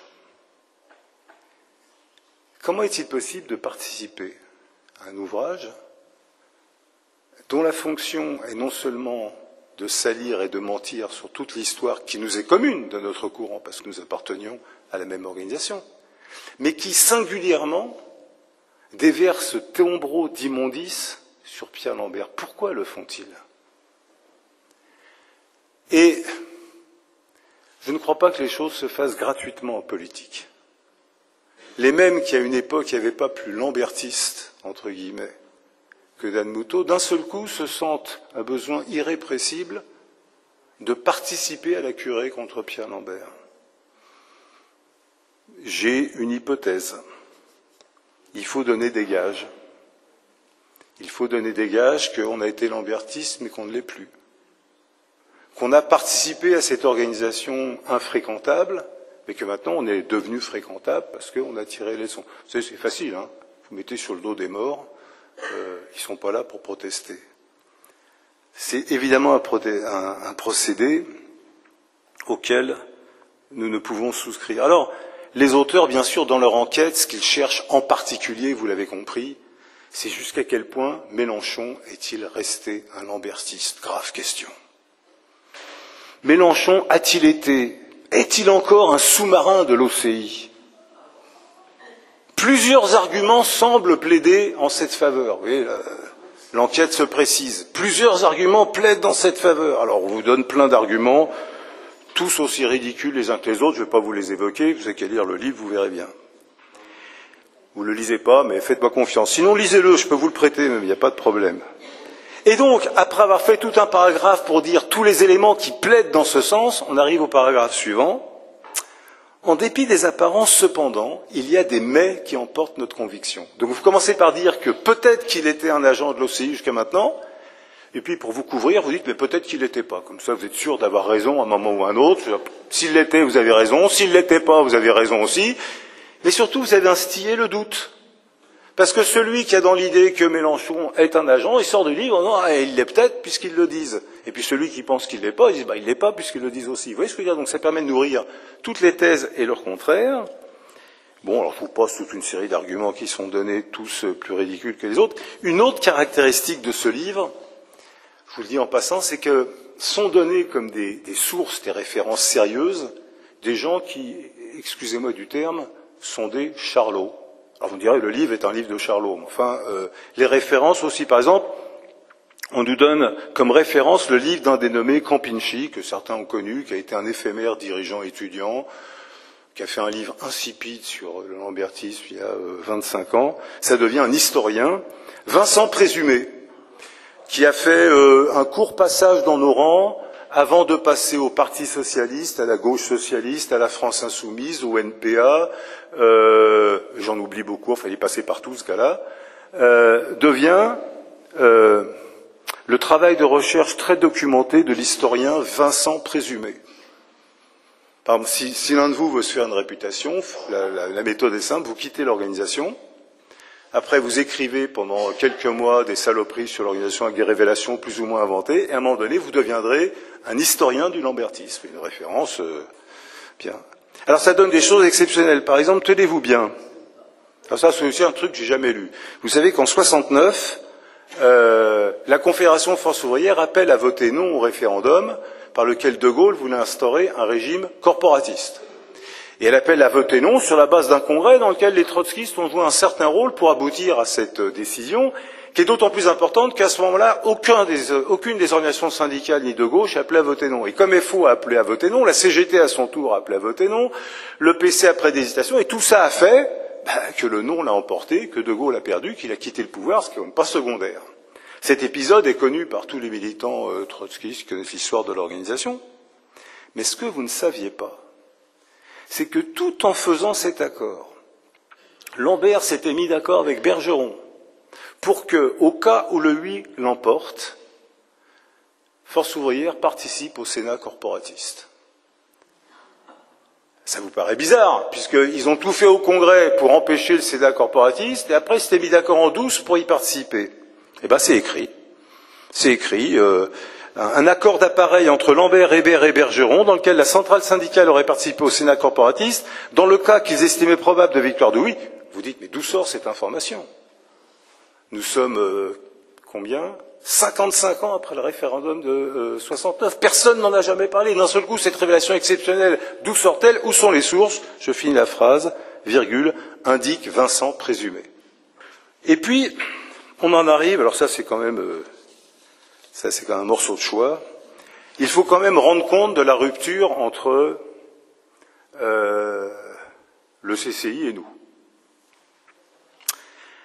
Et alors donc, il raconte qu'il y a une rupture, je vous passe. Les causes de cette rupture, passablement obscures, sont sans doute d'abord d'ordre psychologique. D'un tempérament autoritaire et rêvant d'être calife à la place du calife, Gluckstein se considère comme le dauphin légitime. Suit un épisode dont je n'ai aucun souvenir. Un jour, Lambert, dans un discours, a parlé de moi comme le secrétaire général. Je n'ai aucun souvenir de ça, mais enfin, à supposer même qu'il l'ait dit, ça aurait été un lapsus linguae sans aucune importance. Ça occupe une demi-page dans le bouquin pour montrer qu'à partir de là, pour les historiques de l'OCI, c'était inacceptable. Gluckstein n'avait aucune légitimité. D'autant plus qu'il a demandé au lendemain de la mort de Lambert à ce que son nom remplace celui du défunt dans les actes notariés organisant la société civile immobilière contrôlant les biens très importants du 87. Il s'est heurté à un refus clair et net. Alors là, l'histoire est facile à vérifier, camarades. Le local 87 rue du Faubourg-Saint-Denis était propriété des militants de l'OCI. La forme de cette propriété était une société civile immobilière, dont les parts étaient partagées entre 7 ou 9, je ne me rappelle plus, dirigeants de l'OCI, des parts égales, pour que c'était la forme légale, avec la clause, bien évidemment, qu'on avait tous signée, que si l'un d'entre nous mourait, les parts revenaient à la SCI, si l'un d'entre nous démissionnait ou était exclu par les autres, les parts revenaient à la SCI. Bon, un truc totalement normal. Si vous l'ignorez, parce que vous avez le droit de l'ignorer, c'est pas très intéressant, le principe d'une SCI, c'est que les porteurs de parts sont à égalité, puis il y a quelqu'un qui est chargé de gérer. En l'occurrence, nous étions 7 ou 9, il y avait Lambert, François de Massot, moi-même, Marc Gauquelin et d'autres. Bon, on s'en est jamais occupé, puis il y avait un type qui gérait, qui était le trésorier du CCI, qui s'appelait Gérard Iltis. C'est lui qui était le gérant de la SCI. Lambert meurt. Pourquoi aurais-je revendiqué de devenir gérant de la SCI? Outre que gérant ne donne aucun pouvoir, strictement aucun. Le gérant, c'est celui qui gère. Le pouvoir est entre les mains de la totalité des actionnaires. Pourquoi aurais-je demandé, moi, à avoir 2 fois plus de parts que les autres, alors que le principe était que chacun avait autant de parts que celui d'à côté, que par conséquent les parts de Lambert ont été attribuées à quelqu'un d'autre? Cette affaire est fabriquée de toutes pièces. Si vous en doutez, il suffit d'aller voir au registre du commerce la composition de la SCI avant la mort de Lambert, après la mort de Lambert. La seule chose qui change, c'est qu'à la place de Lambert, il y a je ne sais plus quel militant qui a été mis à sa place, point à la ligne. Il n'y avait aucun enjeu de pouvoir. La structure même quand bien même j'aurais été celui qui voulait être calife à la place du calife et tout confisqué, je ne l'aurais pas pu, parce que légalement, la forme juridique de la SCI fait que personne ne peut prendre le pouvoir dans une SCI, sauf s'il a l'accord d'une majorité des actionnaires, ce que je vous rassure, à part mon camarade de Massot, je n'avais absolument pas, et que je ne cherchais pas à avoir par ailleurs. Eh bien, n'empêche que c'est écrit noir sur blanc. Donc, c'est un désaccord d'ordre psychologique, vous l'avez compris, mais au passage, on lit quand même, parce qu'il y a la psychologie, pas seulement, page 285, au début, il n'y avait aucun désaccord politique véritable. Aucun désaccord politique véritable, des congrès explosifs, des votes contradictoires, des orientations contradictoires, des désaccords ouverts et publics depuis 2002, rien. Mais tout juste Gluckstein reproche-t-il à ses camarades une trop grande adaptation aux appareils syndicaux, particulièrement celui de Force ouvrière. Une petite chose. Juste une petite chose, il s'adapte un petit peu trop aux dirigeants syndicaux. Et puis il agace ses rivaux par ses positions très doctrinaire et donneuse de leçons. Quelle est la source? Entretien avec Chapira et Moutot. C'est écrit. Bien, d'accord. Ok. Tout ça, camarades, je comprends très bien que Chapira et Moutot donnent cette analyse. C'est normal. Vous savez qu'une des particularités, la scission a eu lieu depuis 8 ans. On a publié toutes sortes de textes, d'analyses, d'explications. Le CCI n'a publié aucun document expliquant politiquement la scission. Donc la seule explication, c'est les travers psychologiques de moi-même. Et vous vous rendez compte que la psychologie d'un bonhomme réussit à provoquer une scission internationale qui s'étend à 50 pays, qui divise les gens un peu partout, qui aboutit à des orientations différentes, des journaux différents surgissent, des organisations surgissent. Ça dure depuis 8 ans et simplement comme produit d'un dérèglement psychologique d'un individu. C'est un peu court comme explication quand même. Bien. Mais à la limite, que les dirigeants du CCI donnent cette explication, c'est normal, c'est celle qu'ils donnent toujours. Je n'ai aucun doute qu'ils ont donné cette explication à comment s'appelle-t-il, Mauduit et Sieffert. Mais en principe, quand vous enquêtez sur un phénomène quel qu'il soit, vous vous rendez compte des approches contradictoires. Il aurait été logique qu'ils disent, selon les dirigeants du CCI, les causes de la rupture sont les ambitions démesurées de Daniel Gluckstein, d'accord?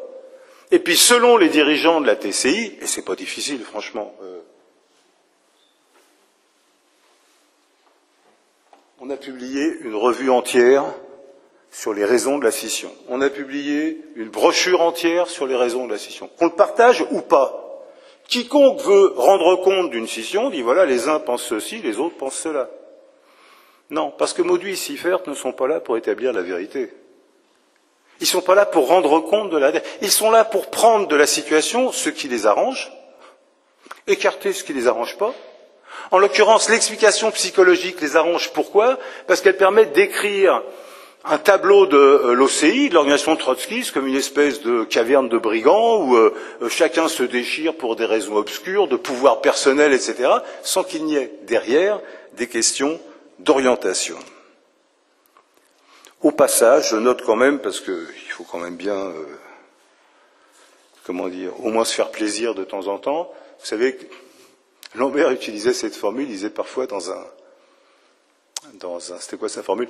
Dans un tonneau de miel, il suffit d'une goutte de goudron pour tout gâter. J'ai jamais essayé, mais je suis sûr que c'est vrai. En sens inverse, je suis pas sûr que dans un tonneau de goudron, une goutte de miel suffise à tout rattraper.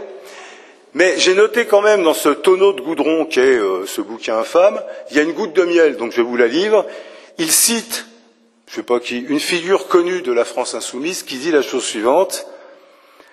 À la différence du POID qui n'a pas renoncé à construire un parti, le POI semble ne plus nourrir cette ambition et n'être qu'une remorque de LFI sans y défendre la moindre orientation spécifique qui lui permet de sauver les apparences. Ça au moins, je ne sais pas qui est ce dirigeant de la France insoumise qui a dit ça, mais c'était la goutte de miel, il n'y en a pas d'autre dans ce tonneau. Alors, il y a un dernier aspect dans cette partie mensonge par omission et par insinuation dont je veux parler. Il est beaucoup question donc d'une OCI qui est antidémocratique, vous l'avez compris, qui vire tout le monde, etc., et qui est d'une violence inouïe. Non seulement on vire les gens, mais on passe notre temps à leur casser la figure. Bien, les violences de l'OCI.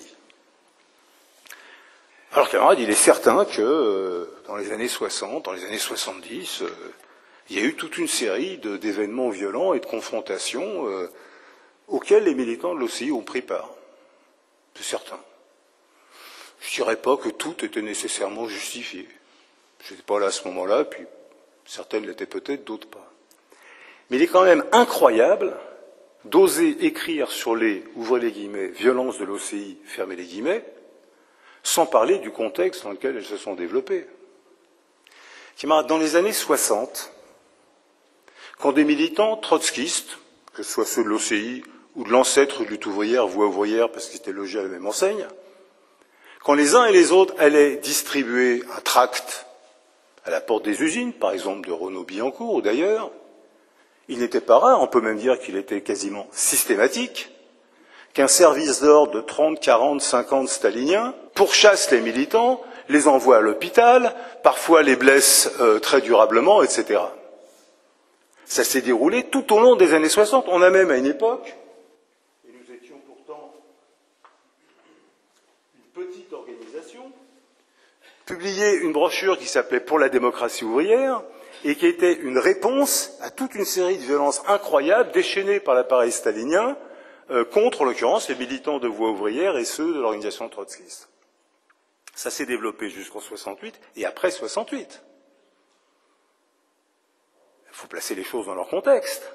Quand après 68, il y a eu la bagarre dans l'UNEF, pour savoir s'il fallait que l'UNEF disparaisse, ce qui était le point de vue des pablistes et des centristes du PSU, puis ensuite, une fois que eux l'avaient désertée, s'il fallait qu'elle devienne un simple rouage des conseils d'université corporatistes ou qu'elle devienne une organisation syndicale étudiante indépendante, la lutte entre l'appareil stalinien et les militants de l'AJS, l'organisation de jeunesse de l'OCI, qui se battaient pour un syndicalisme indépendant, a pris des formes d'une violence inouïe. mais dont l'initiative n'était pas l'OCI, camarades.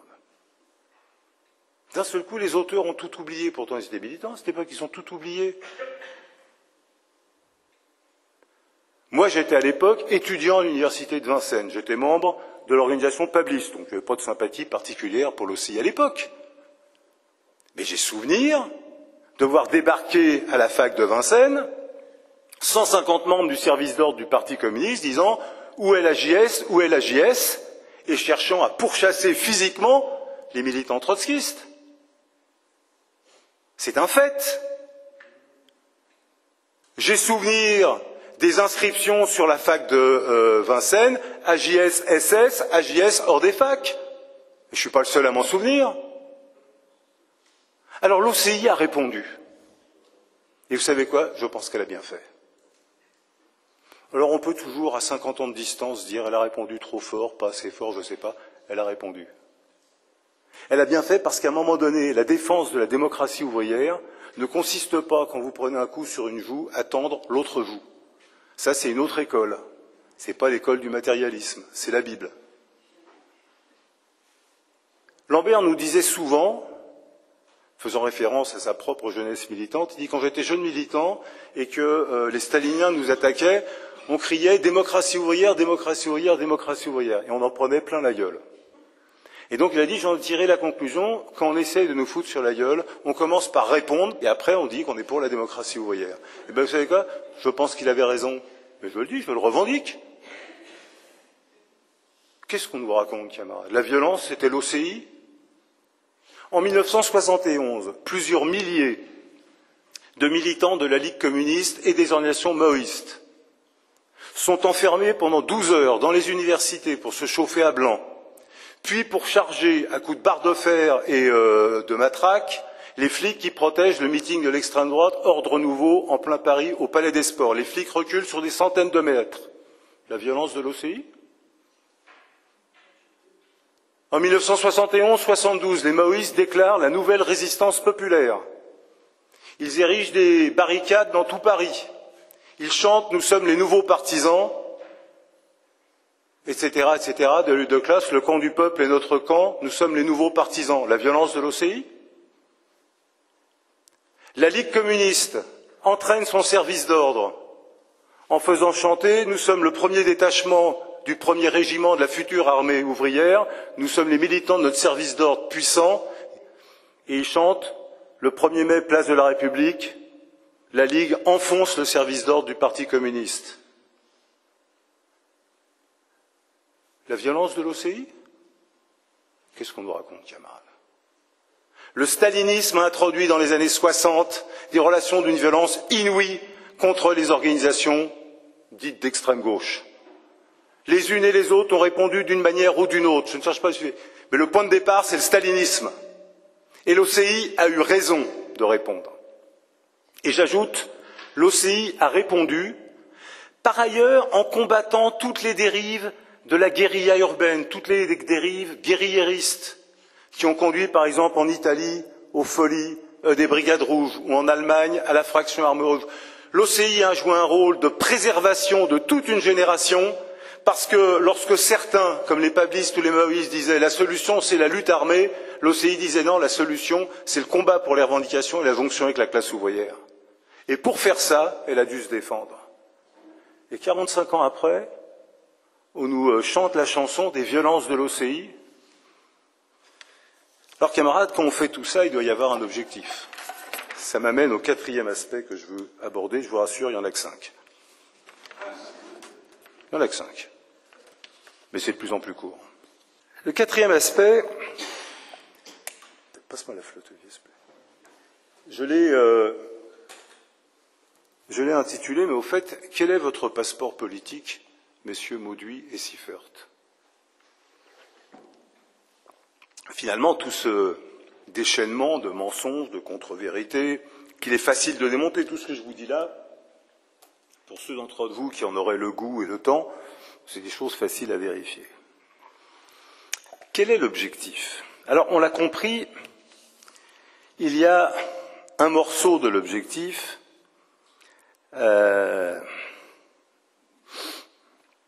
qui vise la France insoumise. Mauduit et Siffert, dans leur introduction, dans leur conclusion,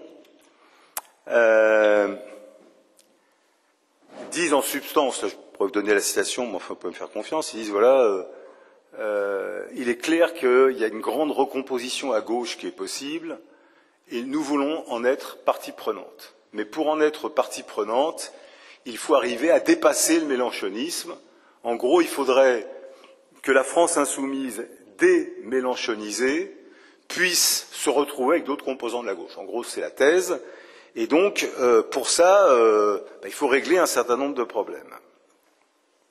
Mais avec toujours cette valse hésitation pour savoir finalement qui est Mélenchon. Par exemple, page 396, ils disent finalement, ils citent des positions politiques du CCI et de Mélenchon, et ils disent c'est sur cette base que Mélenchon est revenu spectaculairement au bercail, à moins que ce ne soit le POI qui soit devenu mélenchonien.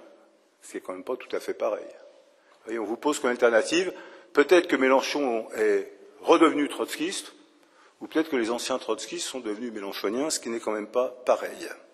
Ils semblent quand même pencher sur une explication raisonnable, puisqu'ils disent « Autrefois, Mélenchon avait fait ses classes à la remorque de l'OCI, désormais, c'est le POI qui va se mettre durablement à la remorque de Mélenchon. » Bien. Je ne veux pas ici entrer dans une polémique contre le CCI. C'est un autre sujet, c'est une autre question, c'est pas le problème. Discussion politique, on pourra y revenir. Ni même d'ailleurs contre Mélenchon. Mélenchon, il a ses positions politiques, il a ses choix d'organisation, ça le regarde. Non.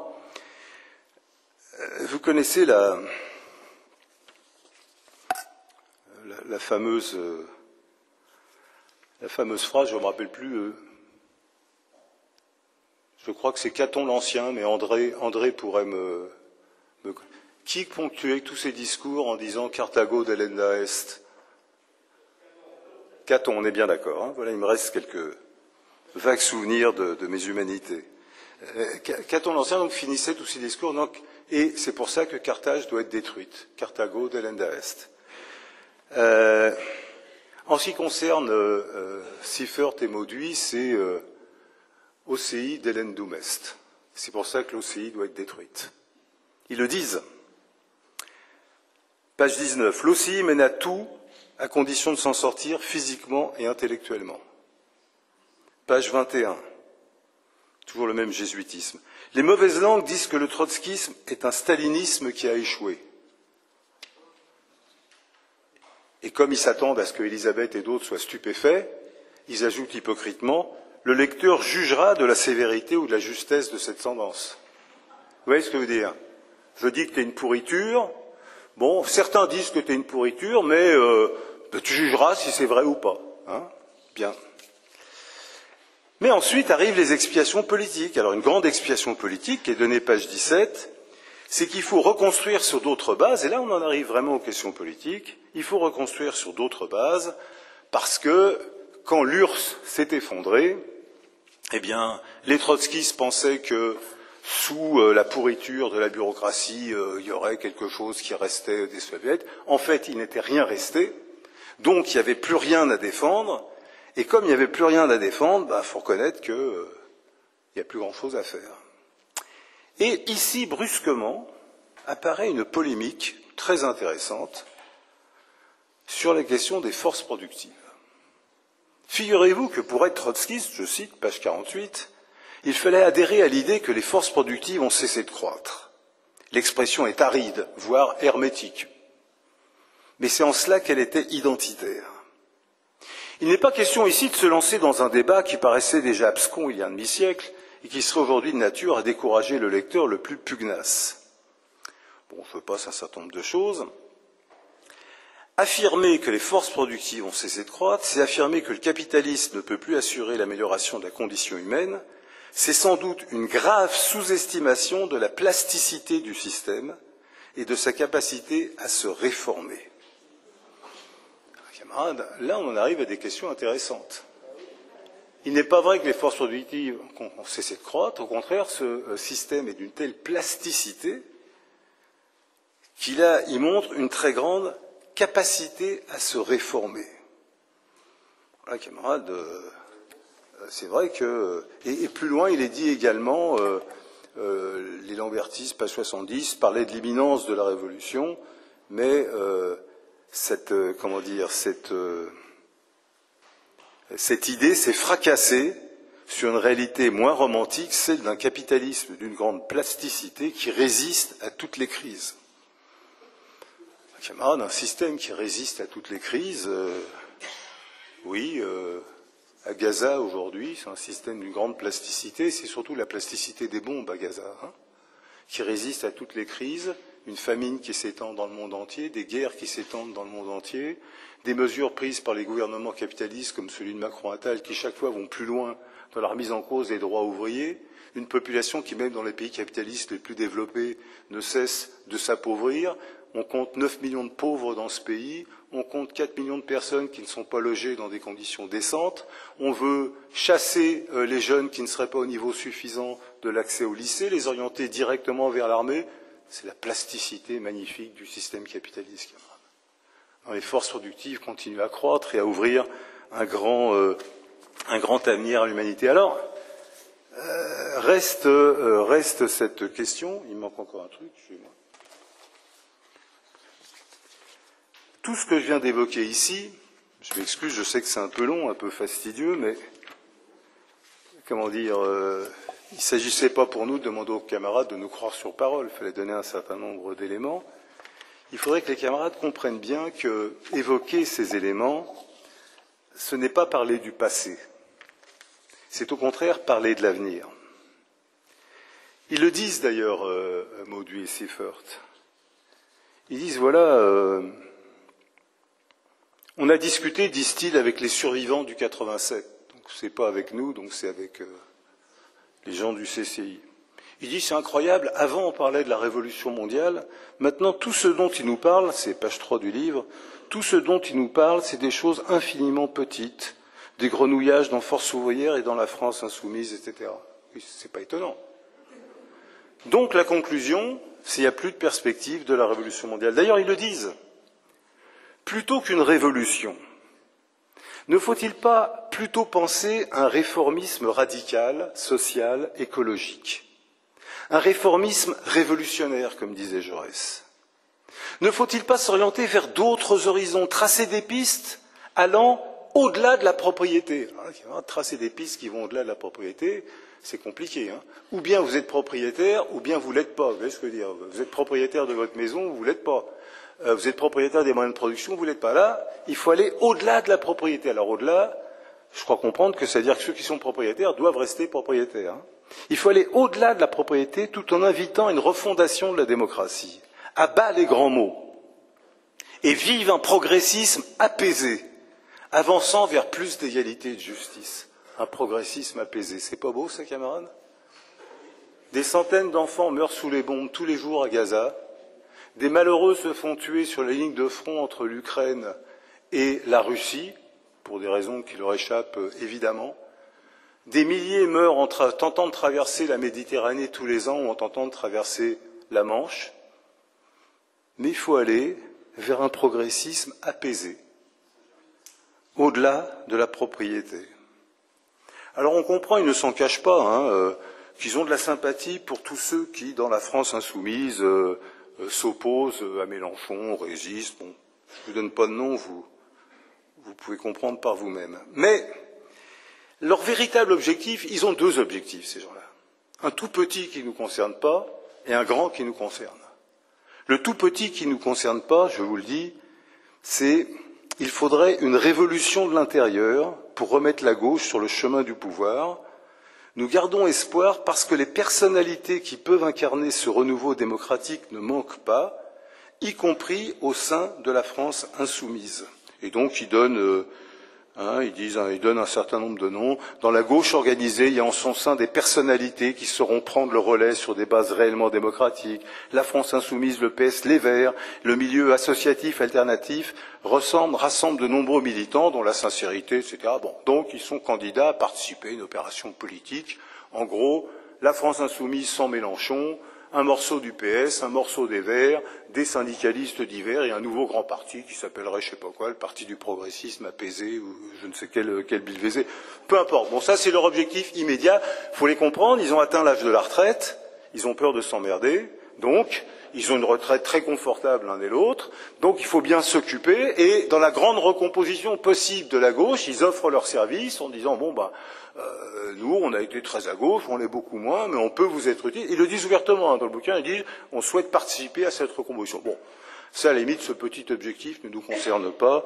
Chacun occupe sa retraite comme il le sent, c'est vraiment pas nos oignons. Par contre, il y a une question qui est posée derrière, c'est est-ce que la perspective est le socialisme? Il reste à redéfinir. Alors là, bon, d'accord. La question n'est pas de savoir si cette refondation peut se mener sous le label du trotskisme. À l'évidence, non. Ok. Alors qu'est-ce qu'on reproche au trotskisme? Et là, on en arrive à des questions très actuelles, camarades. Page 275. L'OCI empruntait une partie de Lénine, ses structures, son fonctionnement, cette vision du monde, à propos d'une critique formulée par Clémentine Autain sur la France insoumise, page 336. À entendre Clémentine Autain, on pense immanquablement à l'OCI. Elle n'y pensait pas, mais ça fait rien. On met dans sa bouche le fait qu'elle y pensait. La malheureuse Clémentine Autain n'y est pour rien. On la charge de ça. On pense immanquablement à l'OCI comme mouvement lambertiste, la tyrannie des tâches, la fameuse frénésie objectif-résultat pour asservir les militants, créer une structure à plusieurs étages, etc. Bien.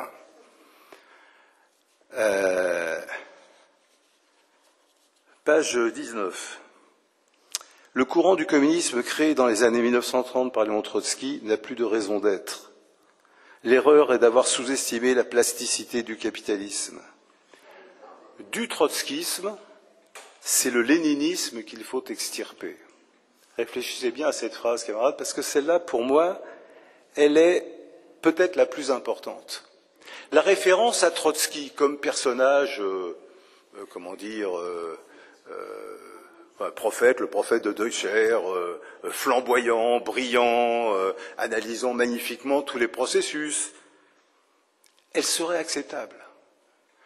L'image de Trotsky comme combattant malheureux, perdant face au stalinisme, mais plein d'intentions généreuses, formidables. Mais il faut extirper le léninisme. C'est quoi le léninisme, camarades? C'est ce dont nous avons parlé samedi dernier. Le léninisme, c'est l'acharnement à dire que les travailleurs doivent disposer d'un parti ouvrier révolutionnaire indépendant, qu'on ne peut pas se contenter d'être à la traîne des organisations de la gauche officielle, qu'il faut un instrument pour construire sa propre lutte de classe. C'est ça le léninisme, camarades. Et de ce point de vue, vous voyez, c'est une coïncidence dans le temps, mais le fait que nous ayons tenu cette journée d'études sur Lénine il y a une semaine nous met vraiment dans l'actualité de ce qui, pour ces gens-là, est intolérable. Il faut comprendre que ça a une signification profonde. Vous savez, ce livre, et je vais m'acheminer vers la conclusion, ce livre, il a comme fonction d'apporter des munitions à tous ceux qui, pour une raison ou pour une autre, estiment qu'il faut faire la guerre au trotskisme. Et donc, ça apporte des munitions. Il y a quelques semaines, dans une manifestation, je crois le 14 février, si je me souviens bien, la première des manifestations, janvier, excusez-moi, la première des manifestations contre la loi Darmanin. Bon, on était un petit groupe, peu importe, et un type qu'on ne connaît pas vient nous agresser de manière très très violente. Toujours pareil, vous n'êtes jamais d'accord. On l'avait jamais vu, hein. On n'est jamais d'accord avec toi. Vous n'êtes jamais d'accord. Déjà en 68, vous n'étiez pas d'accord. Et là, vous n'êtes jamais d'accord. Vous êtes toujours dans votre coin, etc. À sa façon, avec tout le monde, à sa façon, avec son interprétation, à mon avis, il était un peu dérangé, mais peu importe, c'est secondaire. Il avait puisé dans ce livre et dans cette littérature quelque chose qu'il avait compris. Vous voulez construire un parti? Eh bien, vous n'avez pas le droit. Vous pouvez être dans le grand front de gauche, la grande refondation de ce que vous voulez, mais construire un parti révolutionnaire indépendant, vous n'avez pas le droit. C'est un hommage qui nous est rendu. Mais encore une fois, qu'on ne soit pas d'accord avec nous, c'est une chose. Pourquoi mentir? On pourrait se contenter de dire on n'est pas d'accord. Alors, je vais vous dire pourquoi mentir, et je terminerai là-dessus.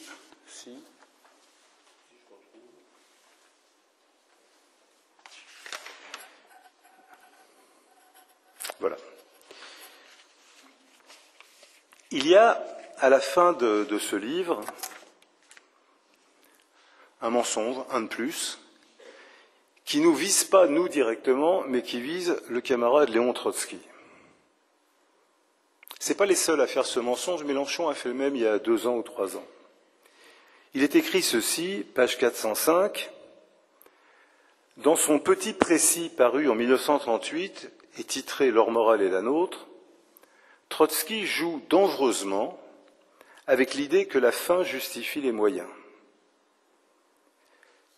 Et ensuite, ils opposent à ça un texte de Laurent Schwartz, mathématicien de renom, ancien trotskiste, dont je passe. Camarades, je recommande aux camarades de lire ou de relire ce petit texte magnifique de Léon Trotsky qui s'appelle « Leur morale est la nôtre ».